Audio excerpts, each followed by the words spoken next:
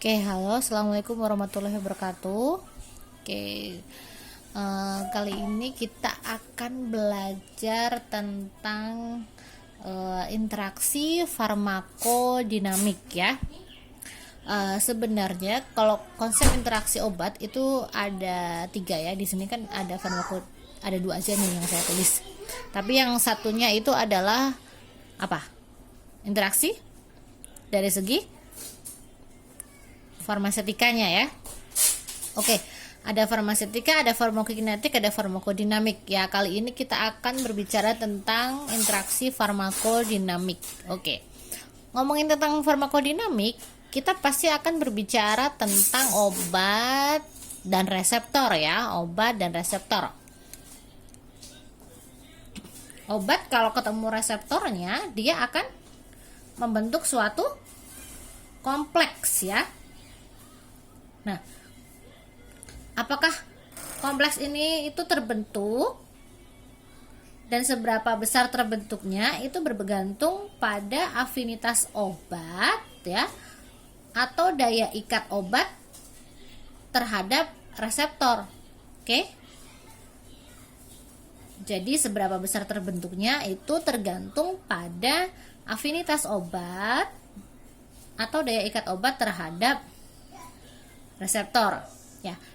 Kemudian interaksi farmakodinamik ini itu terjadi pada kompleks ini, kompleks yang terjadi antara obat dan reseptornya.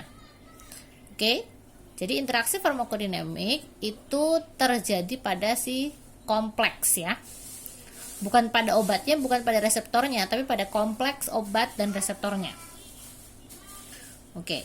Nah, kalau kita kemarin belajar tentang farmakodinamik, itu kan kalau obat bertemu dengan reseptor maka akan menghasilkan kompleks ya, akan terbentuk kompleks obat reseptor. Nah, kompleks obat reseptor ini akan menghasilkan suatu efek.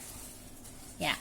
Jadi, kalau ada interaksi farmakodinamik pada kompleks obat reseptor ini, dia akan menghasilkan efek. Bisa efek sebagai agonis ya. Bisa juga sebagai antagonis. Kalau agonis dia sinergis ya, sesuai dengan efek yang diharapkan. Kalau antagonis dia kebalikannya, otomatis ya antagonis. Oke, ada 2 efek yang akan terjadi. Oke, yang seperti saya bilang tadi ada konsepnya, konsep interaksi obat ya. Di sini kita akan berbicara tentang interaksi farmakodinamik ya. Kalau yang farmakokinetik itu tentang adminnya ya. Terus kita farmakodinamik ya. Untuk farmakodinamik sendiri, interaksinya itu tergantung pada sistem reseptor dan sistem fisiologi yang sama. Nah, ada sistem reseptor dan sistem fisiologi yang sama ya. Ini melibatkan 2 ini pada interaksi farmakodinamik ya. Kemudian pada interaksi farmakodinamik ini itu akan menghasilkan efek ya. Efek-efek yang dihasilkan itu bisa bersifat sinergis maupun antagonis ya. Nah, efek yang dihasilkan ini itu tanpa mengubah kadar plasma ataupun profil dari farmakokinetik ya. Jadi hanya efeknya ini aja tapi tanpa merubah kadar plasma. Oke, ini ya. Interaksi farmakodinamik itu bisa dibedakan dari tempatnya ya, tempat di mana interaksi itu terjadi ya. Menurut tempatnya ya, bisa terjadi interaksi pada reseptor maupun interaksi fisiologi ya, yang seperti tadi dibilang bahwa interaksi farmakodinamik kan meliputi 2 komponen, ada reseptor sama fisiologi yang sama. Oke. Nah, jadi tempatnya itu ya dibagi 2 juga, pada reseptor sama interaksi fisiologi. Nah, interaksi pada reseptor itu gambarannya adalah seperti rebutan reseptor ya, ibaratnya ya. Diibaratkan dia berebut reseptor ya. Misalnya nih, Ada asetilkolin, dia bersifat agonis. Kemudian ada masuk lagi atropin, dia bersifat antagonis. Nah, kedua obat ini itu akan menempel pada reseptor muskarinik ya. Jadi antara asetilkolin dan atropin itu akan berinteraksi untuk berebut si muskarinik ini atau M2. Nah, jadi ini akan ada interaksi pada reseptor ya. Jadi kedua obat ini karena sama-sama reseptornya adalah muskarinik, apabila diminum secara bersamaan maka dia akan berinteraksi pada reseptor. Oke. Paham ya? Jadi rebutan si reseptor. Makanya kalau kita harus lihat ya, obat-obatan itu yang kita minum misalnya atau kita berikan kepada pasien itu reseptornya sama apa enggak. Jadi bisa saja mereka akan berinteraksi, berebutan reseptor. Kemudian interaksi fisiologi ya. Interaksi fisiologi itu ya pada sistem fisiologisnya. Ya. Misalnya nih ada sistem endokrin. Nah, sistem endokrin ya. Apabila antidiabetes ya, itu ditambahkan dengan tiazid ya. Oke, antidiabetes kita tahu ada sulfonylurea ya dan kawan-kawannya. Itu kemudian apabila ditambahkan atau diminum bersama dengan tiazid ya. Oke, tiazid ini antihipertensi, itu akan berinteraksi, kedua obat ini akan berinteraksi secara sistem fisiologi, kemudian akan menurunkan efek antidiabet ya. Jadi kalau antidiabet diminum bersamaan dengan tiazid, maka dia akan menurunkan efek antidiabetnya. Oke, paham ya? Kemudian kita lihat pada sistem jantung. Misalnya nih ada golongan beta blocker ditambah dengan verapamil ya. Beta blocker itu ada propanolol, bisoprolol ya, yang belakangnya biasanya olol-olol itu ya beta blocker. Kemudian ditambahkan verapamil ya. Efeknya itu akan berimbas ke gagal jantung atau bradikardi ya, bisa gagal jantung atau bradikardi. Oke, bradikardi itu apa? Kalau takikardi itu jantungnya cepat, kalau bradikardi berarti kebalikannya. Oke ya, sampai sini paham. Jadi menurut tempatnya itu ada interaksi pada reseptor sama interaksi fisiologi ya. Kalau reseptor ya rebutan reseptor intinya ya. Kemudian kalau fisiologi dia itu sistem, misalnya di sistem endokrin, sistem jantung ya. Jadi nggak satu-satuan tapi dia sistem. Oke. Kemudian di interaksi farmakodinamik ya, seperti yang dibilang tadi, bahwa interaksi farmakodinamik itu kan menghasilkan efek-efek ya, bisa sinergis maupun antagonis ya. Nah, bisa juga aditif. Nah, kemudian kita akan coba bahas satu persatu ya, efek yang terjadi pada interaksi farmakodinamik ya. Efek yang pertama itu adalah efek aditif ya. Kalau ngomong aditif berarti ada apa? Penambahan. Oke. Ada penambahan. Nah, misalnya gini, gambarannya adalah efek obat A itu nilainya 1. Kemudian efek obat B itu nilainya juga 1. Ketika obat ini diminum secara bersamaan, maka efek obat A, B sama dengan 2. Oke, paham ya? Jadi bertambah efeknya.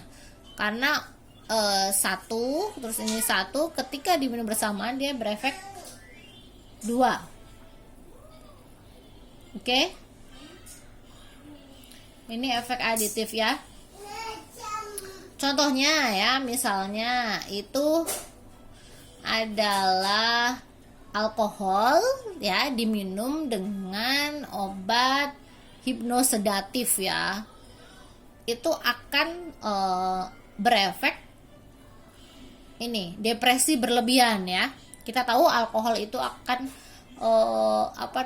efeknya kan sebagai depresi kan.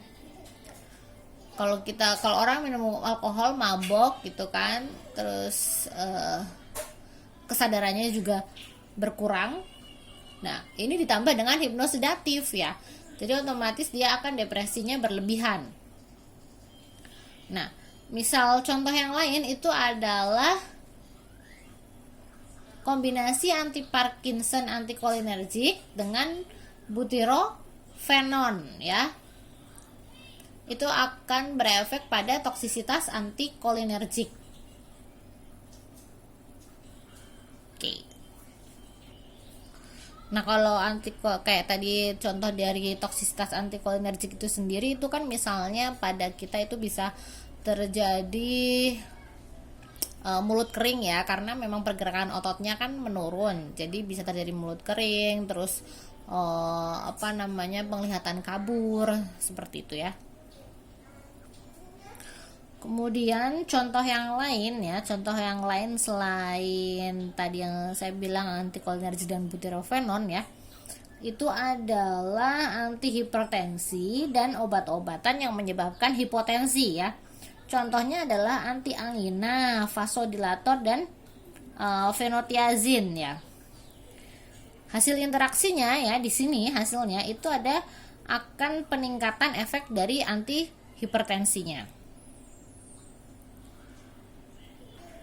Oke, kemudian kita akan lanjut ke yang kedua ya. Kalau tadi yang pertama adalah efek sinergis, aditif ya, Yang pertama itu efek aditif, yang kedua ini ada efek potensiasi ya. Jadi digambarkan bahwa misalnya efek obat A itu 0 ditambah dengan efek obat B 1, maka efek obat AB itu sama dengan 2 ya. Jadi kalau ini tambah ini jadi sama dengan 2. Makanya dibilang adalah potensiasi. Ya, misalnya itu adalah amoksiklaf ya. Kalau amoksiklaf itu sendiri adalah amoksisilin dengan asam klavulanat. Oke. Kalau asam klavulanat ini diberikan sendiri, itu dia tidak akan berefek ya. Misalnya di sini asam klavulanat itu adalah sebagai obat A-nya, efeknya 0 ya. Kemudian amoksisilinnya itu sebagai obat B, nilainya 1. Ketika amoksisilin dan asam klavulanat itu digabung menjadi amoksiklaf ya, itu nilainya akan 2. Oke. Nah, amoksiklaf ini itu bertujuan untuk mengatasi resistensi bakteri terhadap antibiotik. Oke ya. Seperti itu ya, paham ya? Jadi ini kombinasi. Efeknya potensiasi. Oke. Kemudian yang ketiga ada efek sinergisme ya, atau supraaditif ya. Jadi sudah aditif ya, tambah tapi supra. Kalau yang tadi yang pertama aditif aja, itu kan 1 ditambah 1 itu sama dengan 2. Aditif ya, hanya menambahkan. Kalau sinergisme itu supraaditif. Jadi 1 tambah 1 itu sama dengan 3 ya. Jadi efeknya akan lebih-lebih lagi ya, ketika obat A dan obat B digabungkan. Contohnya apa? Contohnya adalah pada cotrimoxazole. Oke. Cotrimoxazole itu singkatan dari co-nya itu kombinasi ya. Trimonya adalah trimetropin. Kemudian sazolnya itu sulfamethoxazole. Oke, jadinya cotrimoxazole itu isinya trimetropin dan sulfamethoxazole ya.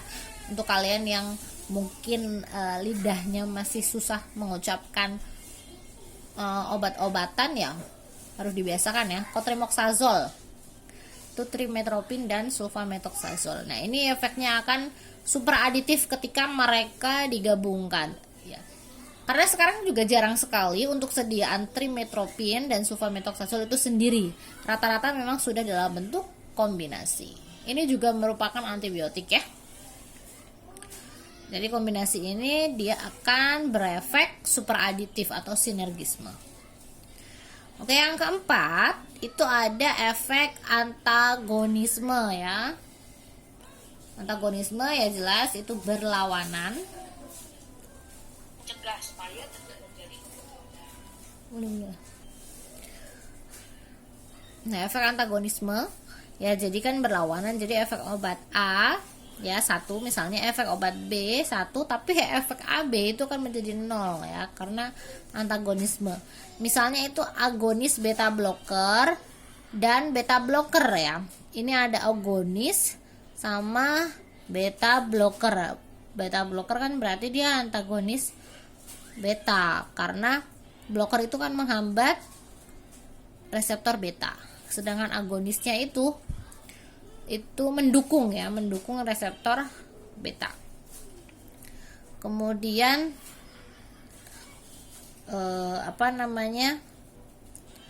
ini contohnya agonis beta 2. Kemudian ada haloperidol dan levodopa. Ya. Haloperidol itu dia menekan dopamin ya atau menghilangkan dopamin, sedangkan levodopa adalah meningkatkan dopamin. Jadi ketika obat-obat ini diberikan bersamaan, maka dia efeknya adalah antagonis ya. Hilang efeknya masing-masing ya. Ini kan menekan, ini menekan, kemudian ini meningkatkan, hilang kan? Nggak ada efeknya. Sama ketika agonis beta sama beta blocker. Blocker yang sini menghambat beta, yang sini mendukung beta, kan dia hasilnya nggak ada, 0 jadinya. Oke, paham ya sampai sini? Oke, jadi itu adalah gambaran tentang interaksi farmakodinamik ya. Kalau ngomongin tentang interaksi farmakodinamik, kita akan ngomongin tentang kompleks obat reseptor ya. Jadi karena interaksinya di si kompleks obat reseptor ya. Kemudian untuk menurut tempatnya itu dibagi 2, ada sistem reseptor sama sistem fisiologi ya. Karena farmakodinamik ini tergantung pada sistem reseptor dan sistem fisiologi yang sama. Efeknya tadi ada aditif, ada potensiasi, ada sinergisme atau supraaditif, kemudian yang satu ada antagonisme. Oke ya. Jadi saya rasa itu sudah merangkum keseluruhan dari interaksi farmakodinamik ya. Kemudian nanti contoh-contohnya tolong dicari lagi biar lebih lengkap, karena tadi yang saya contohkan itu hanya beberapa saja. Oke, jadi saya rasa penjelasan saya sudah cukup mewakili.